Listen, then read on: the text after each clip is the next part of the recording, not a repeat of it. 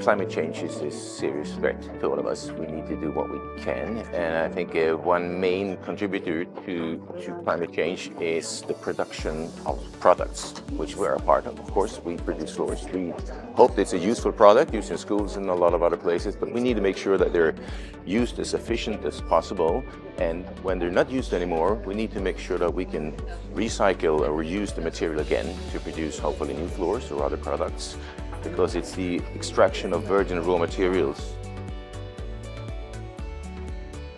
Pagrindiniai principai tai, kad verta juos transformuoti, o ne renovuoti visų pirma, nes griuvimas irgi veda į išteklius, į šiukšles ir tos pačius klausimus, dėl kurių nauja statyba yra vis labiau kvestionuojama. Ir visas pasaulis dabar, jeigu taip žiūri toliau, kas vyksta, tai kalba ne tik apie kokiom medžiagom statyti, bet ar iš vis reikia statyti, o geriau naudoti tai, kas esama.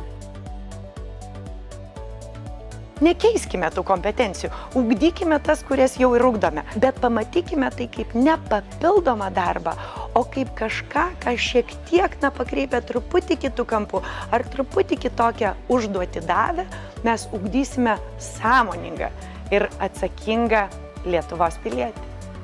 Iš tikrųjų, kurdami naują strategiją, mes matome save ir imamės lyderystės tam tikros, kad būtent per greitesnį laiko tarpą daugiau ir daugiau mokyklų įsijungtų į tvarios mokyklos kūrybą.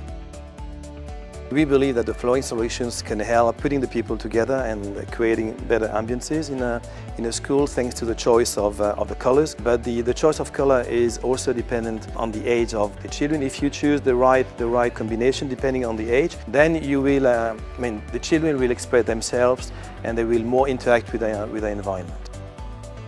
Na, iš tikrųjų, gali būti ir tas švediško stalo principas diegiamas, ir tos trumposios mitybos grandinės, kai su ūkininkais sudaromos sutartys, kai tiekiamas maistas. Ir tada, aišku, šviežios daržovės iš karto bus matomos ant stalo ir bus taip ugdomi tie sveikos ir sveikatai palankios mitybos įpročiai. Gražus žodis tvarumas man yra tarsi frazė pradėk nuo savęs. Ir kai galvoju apie save, tai dėl to turbūt džiaugiuosi, kad mano instrumentai užima vis mažiau vietos ir valgo labai nedaug elektros, reikia labai nedaug dalykų pagalbos, kad tai įsigyvendintų. Balandžio mėnesį vyko tam tikra sėkmės istorija, kai pamatėm, kad 49 Lietuvos savivaldybės iš 60 prisijungė į darbotvarkę tvari mokykla. Ir tikiu, kad šitie žmonės, 49 tvarumo koordinatoriai, išmoks ir ves Lietuvos mokyklas toliau tvarumo keliu.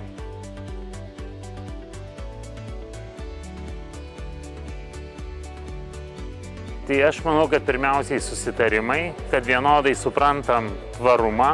Antras momentas - tai išsikelti tuos tikslus, kuriuos realu pasiekti toj bendruomeniai. O trečia - tai pačiam vadovui tai turi būti svarbu. Jeigu vadovui tai nebus svarbu, tai vien bendruomenė to nepadarys.